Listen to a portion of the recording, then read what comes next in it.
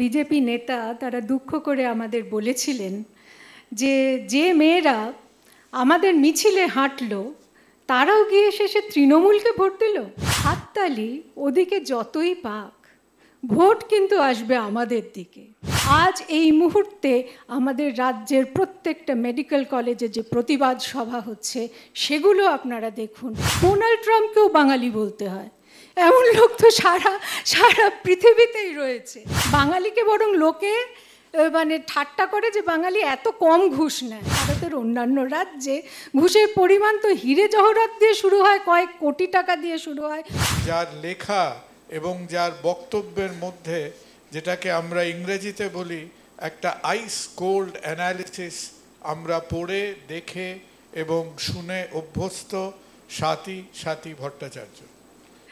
যে এবারে ভোটের পরে কিছু বিজেপি নেতা তারা দুঃখ করে আমাদের বলেছিলেন যে যে মেয়েরা আমাদের মিছিলে হাঁটলো তারাও গিয়ে শেষে তৃণমূলকে ভোট দিল।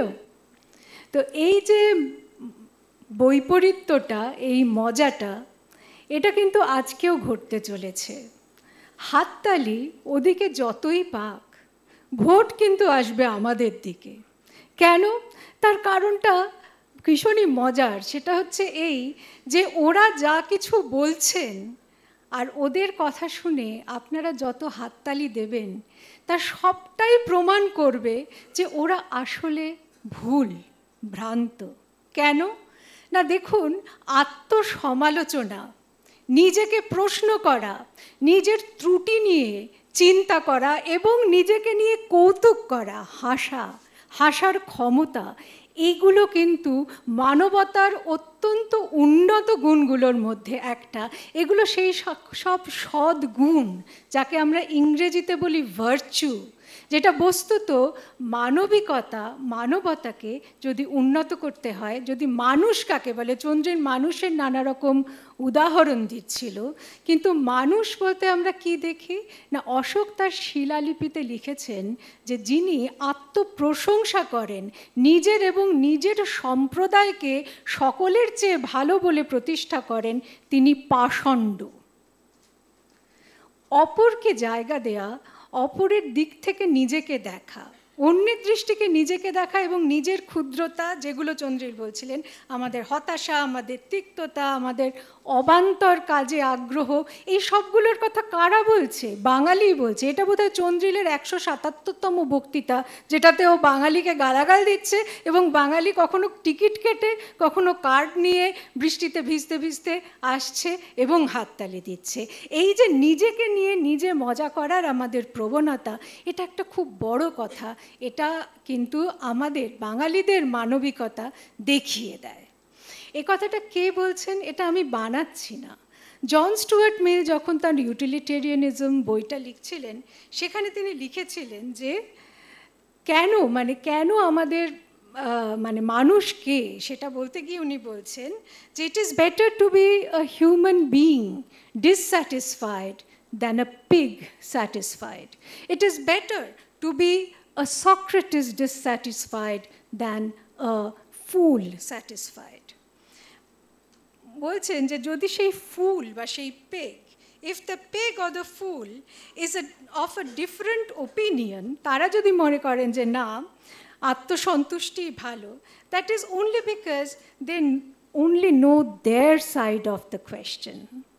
যে শুধু নিজের দিকটা দেখতে পায়, শুধু নিজেকে নিয়ে সন্তুষ্ট থাকে, সে হয় মানুষই নয়, মানুষ্যতর প্রাণী, পেগ, অথবা সে হিউম্যান ফুল, সে মানুষ যদি বা বলি, সে কিন্তু মূর্খ।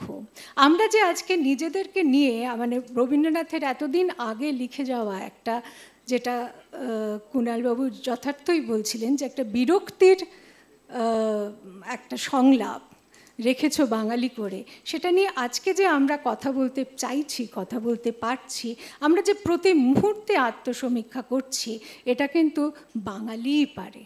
এই কাজটা বাঙালি ছাড়া আর খুব কম লোকের মধ্যে এই ঘটনা, এই এই এই এই বিতর্কে, এই কুইজে, এই আগ্রহ, বিতর্ককে বিনোদনের একটা উপকরণ করে আত্মীকরণ করা, এটা আমরা খুব কমই পাই।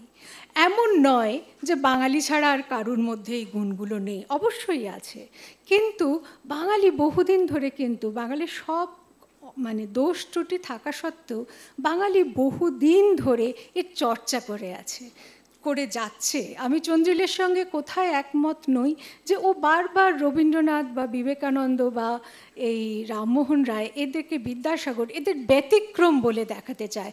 তো যেদিন তারা এসেছিলেন সেদিন নিশ্চয়ই সমাজের মধ্যে তারা ব্যতিক্রমী ছিলেন, আজ কিন্তু তারা ব্যতিক্রমী নন।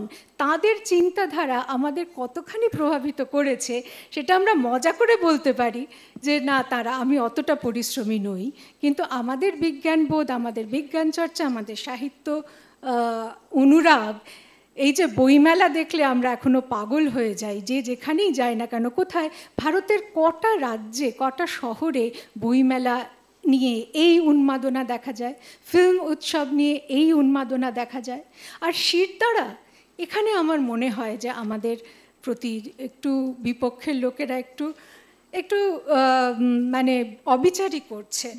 আপনি তেভাগা থেকে নন্দীগ্রাম অবধি দেখুন, আপনি বাংলার ছাত্র আন্দোলন দেখুন, আপনি বাংলার নারী আন্দোলন দেখুন, আজ এই মুহূর্তে আমাদের রাজ্যের প্রত্যেকটা মেডিকেল কলেজে যে প্রতিবাদ সভা হচ্ছে সেগুলো আপনারা দেখুন।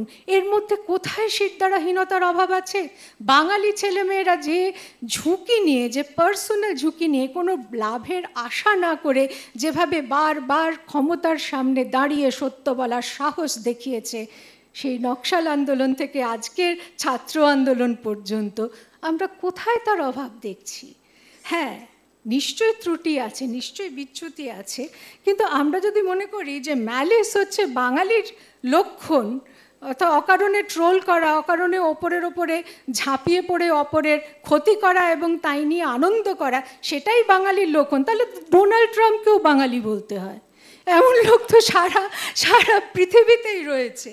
তো এই ধরনের মানে আর টাকা খাবো না, তাহলে তো কামাজ কাটকা থেকে কন্যাকুমারী কে টাকা না খেয়ে বাপু কাজ করছে? বাঙালিকে বরং লোকে মানে ঠাট্টা করে যে বাঙালি এত কম ঘুষ নেয়। মানে ও আমি নাম করতে চাই না, কিন্তু ভারতের অন্যান্য রাজ্যে ঘুষের পরিমাণ তো হিরে জহরাত দিয়ে শুরু হয়, কয়েক কোটি টাকা দিয়ে শুরু হয়, গোটা গোটা পাহাড়, গোটা গোটা নদী সেখানে ঘুষের জন্য ঢুকে যায়। বাঙালি ক পয়সা ঘুষ নেয়, আর কটা বাঙালিই বা ঘুষ নেয়? আমি আর শেষে একটা কথা বলবো, সেটা হচ্ছে দেখুন, এই বিতর্ক প্রিয়তার মানে আসলে কি না, অন্যের দৃষ্টিকেও দেখা, অন্যকেও স্থান দেওয়া। আমাদের যদি কোনো উইকনেস থাকে বাঙালির, তাহলে সেটা এটাই যে আমরা প্রাতিষ্ঠানিক ম্যানেজমেন্টে আমরা খুব ভালো নই, আমাদের ব্যবস্থাগুলো খুব ভালো নয়।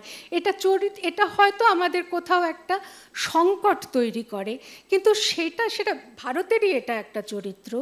কিন্তু মানবিকতা গুণ দিয়ে আমরা তার অনেকটা জীবনকে সহনশীল করি। আমার এক অবাঙালি বন্ধু বলেছিল যে তোমাদের কলকাতা একটা অদ্ভুত শহর, সেখানে ভিড়ে ঠাসা একটা বাস আসে, তারপরে সেটা বাস স্টপে দাঁড়ালে একটা লোক হাত বাড়িয়ে দেয়, তখন ওই বাসের মধ্যে থেকে 4-5টা হাত বেরিয়ে এসে তাকে সেই ভিড় বাসে তুলে নেয় আর বাসটা চলে যায়।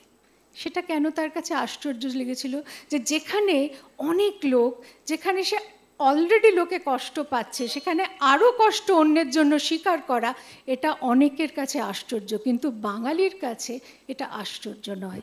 যেখানে অনেক আলুওলা, সেখানে আরও একটা আলুওলাকে জায়গা করে দেওয়া যায়। যেখানে অনেক ভিড়ের কামড়া, সেখানে সরে গিয়ে না, ওকেও তো যেতে হবে, ওকেও বাড়ি পৌঁছতে হবে, ওকেও করে খেতে হবে। এই যে আমাদের মধ্যে যে মানবিক গুণগুলো, বস্তুত আমাদের সমস্ত বাজার ব্যবস্থা, সমস্ত প্রশাসন ব্যবস্থা এই ধরনের খেয়াল না করা ভ্যালু, মূল্যবোধ দিয়ে কিন্তু চালিত হচ্ছে। এবং আমাদের বিতর্ক প্রিয়তা এবং নিজেদেরকে নিয়ে প্রশ্ন করা, মজা করার ক্ষমতা যদি আমাদের না থাকতো, তাহলে কিন্তু আজকে আমাদের সমাজটা এত রসে বসে থাকতো না। ধন্যবাদ।